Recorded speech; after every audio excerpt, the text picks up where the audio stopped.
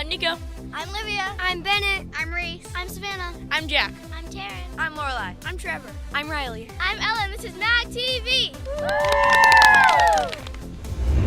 Hi there, and welcome to this episode of MagTV, our first of the year, 2022. I'm Savannah. I'm Jack. We have an important first episode of the calendar year for you. We're going to address a couple of important issues here on campus, including something we're all responsible for. And I'm Taryn. We're also going to talk about how to keep ourselves safe here on campus despite the challenges of COVID. And of course, have our teacher feature with Mr. Bob, our dad jokes, and ask you about your New Year's resolution in the Lion Share. But first, with a look of some of the other things happening around campus this month, here's Reese. Thanks, guys, and Happy New Year. We're hearing the Innovation Lab is looking for donations. So, if anyone out there would like to send along supplies to use, Miss Carlisle is always looking for things we can get creative with. Anything from cardboard to fabric and arts and crafts supplies, just to name a few. We also took a couple of days off in honor of Civil Rights leader Martin Luther King Jr. and the other for a semester break. And next month, in February, we'll also be taking a long weekend for President's Day. We also celebrated the Great Kindness Challenge this week. Each day had a different theme, all of it to spread the message that kindness matters. From MagTV, I'm Reese. Back to you guys. Thanks, Reese. Now to an important issue that we're all responsible for. When recess wraps up every day, most of the balls we use are left out on the field. And even if you don't pick them up, someone has to. We sent Trevor to investigate. Hi guys, there are a bunch of these balls that get used every day. And if we all just do our part and put them away, that'll save the noon duties and Mr. Nelson from having to take care of it for us. Why does everyone leave them behind? A lot of kids don't want the responsibility to just pick up the balls. They just leave them there. Or they don't want to go back and forth, like having to put him back in the crate that it goes in. So that's basically it. I think we can encourage each other because if one person does it, some other people could do it. And also Mr. Nelson and the noon duties need help. What can we do better? Not punt the balls at the end of lunch. Remember, if we work together, we can fix the issue, save some time, and make Magnolia a better place for all of us. From MagTV, I'm Trevor. Back to you. Thanks, Trevor. Definitely an easy but important thing to do. As we're now in the second half of the year, it's time to start thinking about the yearbook. Bennett has a look at the cover design contest that's now underway. Hi guys. Every year a Magnolia student gets their design on the cover of the yearbook. Plus some runners-up get theirs up on the back. What are you looking for? We're just looking for some creative artwork that really shows the Mag spirit. How hard is it to choose a winner? Well, this is my first time, but I think it's going to be so hard. I've seen some from the past years, and it's going to be a hard one for us to choose, for sure. How are you guys going to pick the winner? Well, usually I'll sit down with Mr. Nelson, and we will look over all of the different art pieces, all of the covers, and we'll kind of narrow it down to some of our favorites, and we just kind of do it from there. We just kind of keep narrowing it down and until we get down to our top ones, and then we'll pick the final one, which hopefully we will have a winner by the week of February 1st. Thanks, Miss Dudley. From MagTV, I'm Bennett. Back to you guys. Thanks, Bennett. When we do look back at this year, it'll be a memory that will still include us wearing masks. That's the case now for the third straight school year. But with a bunch of new cases this past month, knowing how to wear a mask right and why we do it is more important than ever. Here's Sammy. Thanks, guys. Wearing these masks can be annoying at times, but we've all done a great job of protecting ourselves and each other by putting them on every day. But can we do better? You know, I think the answer to how we do better with masks is actually the same answer to how we do better with everything on campus, and that is really all of us working together. We have 500 students, or a little over 500 students, and we have about 20 teachers plus some additional staff. So there's a lot more kids than there are adults, and sometimes the adults aren't always in a position where they can see when somebody has their mask down or maybe came into the classroom and forgot to put their mask on. So I think the best way that we can sort of work together and do better is by reminding each other. You know, if you see someone without their mask, hey, you got to get your mask on, or, oh, you forgot your mask when you came in the classroom. Those kind of reminders help all of us do a little bit better and keep it all kind of front of mind for everybody when we're at school. For now, masks are still required indoors, but can be taken off when we're outside. I just think it takes personal responsibility and realizing no one likes wearing a mask per se, but we all have to do our part to try to keep everybody healthy and keep our school open. What does the district or doctors tell us about how long we have to keep them on? I'm optimistic. I'm hopeful that heading into the spring, into the summer, that we'll get to a point where we don't have to wear the mask. But it's really difficult to tell. It'll kind of depend on the way COVID cases go, I think, and what our county, state, and federal government decide in terms of parameters for us. Has it helped? You know, it's an interesting question, and it's a little bit of a difficult one because since COVID is so new in the grand scheme of things, and because we've been wearing masks pretty much the entire time that we've been experiencing COVID, it's hard to know how different it would be if we were not wearing masks. What I can say that leads me to believe that it has been helpful is that we've seen far fewer kids over the last 2 years sick with other things like colds and flus and things like that, which really makes me believe that the masks are helping to minimize the spread of germs. And I think that ultimately that's good for all of us when we're indoors. And remember, when you wear yours, you're not only keeping yourself healthy, but classmates and teachers too. So keep up the good work. For MagTV, I'm Sammy. Back to you. Thanks, Sammy. Now time for our teacher feature. And this month, we're featuring someone who volunteers his time here at Magnolia. Riley spoke with Mr. Bob.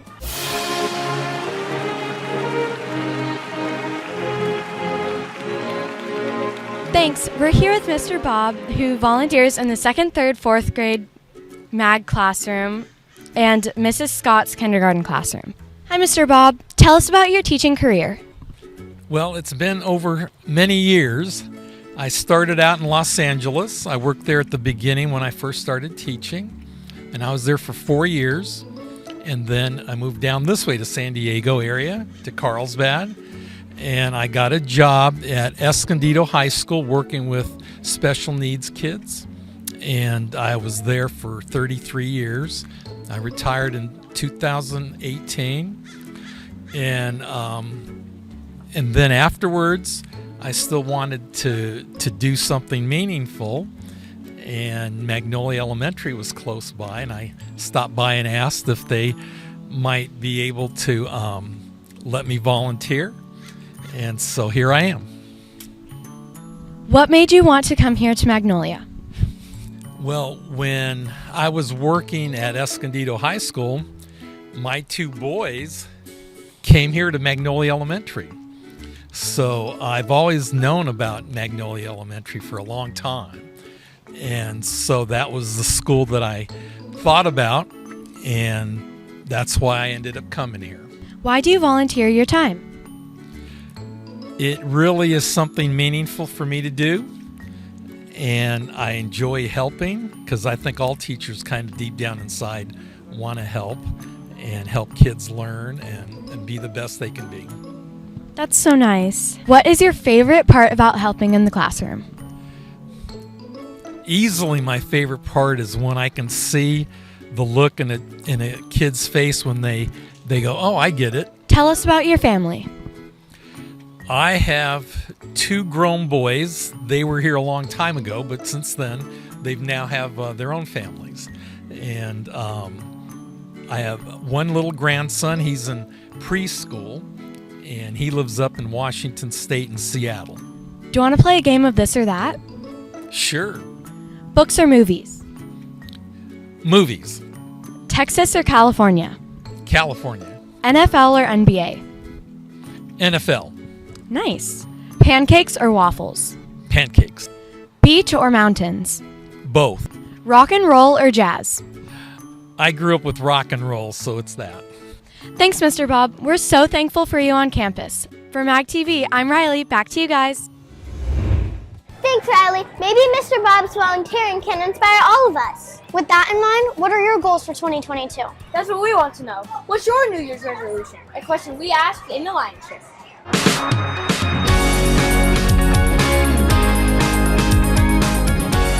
Hi there. What's your New Year's Year's resolution? To make my soccer tryouts. To read more. To go surfing every chance I get. Practice soccer more. My New Year's resolution is to clean up the class even when the teacher doesn't tell us to. To read more books. To help my mom cook. My New Year's resolution is to get faster so I can compete with my friends in football. Spending time with my family and friends. To help my friends. To hit it over my new baseball field fence because it's 275. For my arm to be fully healed. Learn how to play a song on my drums. To become a better surfer and hope my brother good luck. My New Year's resolution is to try and convince my grandma to take me to Hawaii. My New Year's resolution is to play the piano. To learn how to play the guitar. My New Year's resolution is to read more books. My New Year's resolution probably is to get good grades in school. What's your New Year's resolution? To eat more candy. Cool. Our resolution this year is to find funnier dads to tell us jokes. But for now, we're stuck with what we've got. Here's Livia's dad, Chris, with our dad jokes of the month.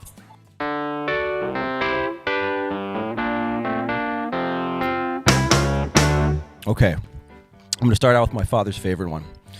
What's the biggest pencil in the world? Nice. Well done. Okay. What did one hat say to the other hat? Stay here, I'm going on ahead. On ahead. Get it? Okay. All right. That one was mediocre. Did you hear about the square that got into a car accident? Yeah. Now he's a wreck. Tangle. Nothing. Crickets. Okay. What does a zombie vegetarian eat? Grains. You guys are tough. This is terrible. Okay. What do you call cheese that isn't yours? Nice. All right. What's an astronaut's favorite part of a computer? The space bar. Wow. Why are bakers so rich? They make so much dough. Wow. I thought that was going to go a lot better. Don't forget, if you have a dad or mom with bad jokes, or if you have any sort of story idea to share with us, email us at magtvcarlsbad@gmail.com or tell one of the members of the MagTV team. Finally, it's time to take you to the principal's office. Here's Mr. Nelson and his words of wisdom.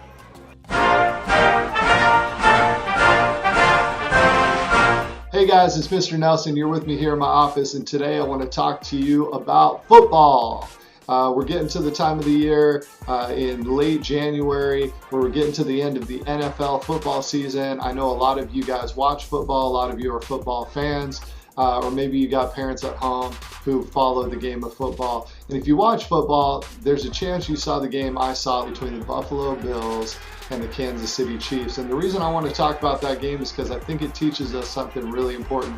In that game, the Buffalo Bills played an amazing game, as did the Kansas City Chiefs, but the quarterback for the Buffalo Bills, Josh Allen, threw for 4 touchdowns, over 300 yards. He did everything that you can do as a quarterback, including throwing a touchdown with only 13 seconds left in the football game, something that should have sealed the deal for his team. Unfortunately, if you saw the game, that's not what happened. With 13 seconds left, the Kansas City Chiefs moved the ball down the field, kicked a field goal, and ultimately ended up winning the game in overtime. So why do I bring that up? Because guys, it teaches us a really important lesson, and that is that you either win or lose as a team. Doesn't matter how strong one person is, it doesn't matter how good a couple of people are. It takes everybody on a team to win. And I think that that's a really important lesson for us here at school as well and in our community. It's really easy to think that what we do as an individual doesn't really matter. It doesn't make a huge impact. But really, guys, for us to be successful as a team, it takes everybody. Same thing out of school. If we want to have a good school community, we want to have a good school culture, and we want to have a good experience for everyone, it takes everyone to create that. Not just our teachers, not just me as the principal, not just a couple of kids. in 5th grade, it takes everybody. So how can we be a better part of the team? How can we make sure that we're contributing to the big win for our school? Well, it starts with our own personal actions. So making sure that we're following the rules. We're walking when we're in the hallways. We're keeping our hands off of other people. We're not jumping on people or tackling people during recess time. It means that we're listening and being respectful. And one of the things that we're going to be working on, especially over the next couple weeks, is really making sure that we're taking care of our space as well. We've noticed a lot of water bottles and jackets and lunch boxes all over the place. So we're going to be working on getting that stuff kind of cleaned up in the lost and found, and you can be a partner with us and helping with that. So look around you. Look for opportunities that you have to make a difference at our school in a positive way. Think about how you help contribute to the team winning, because ultimately we all win or lose as a team.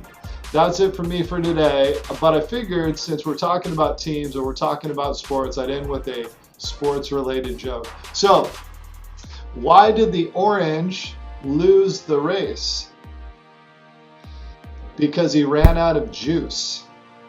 That's it for me. Guys, have a great week. We'll see you soon. Thanks, Mr. Nelson, and that does it for this edition. I'm Jack. I'm Taryn.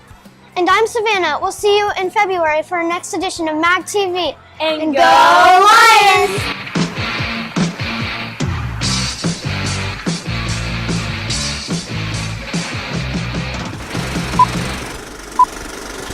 Mic check, mic check. Now what do I do? Easy but important thing to do. Oh. What are the biggest challenges in getting... Oh, wait. Maybe Mr. Bob's volunteering cannon fire. We don't talk about broom. No, no, no.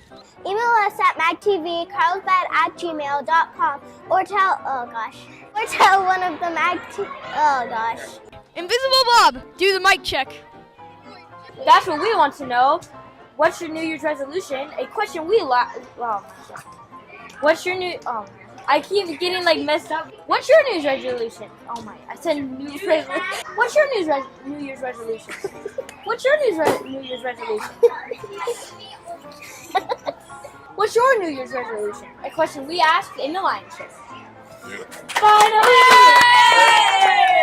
And go Lions! Grr. Grr.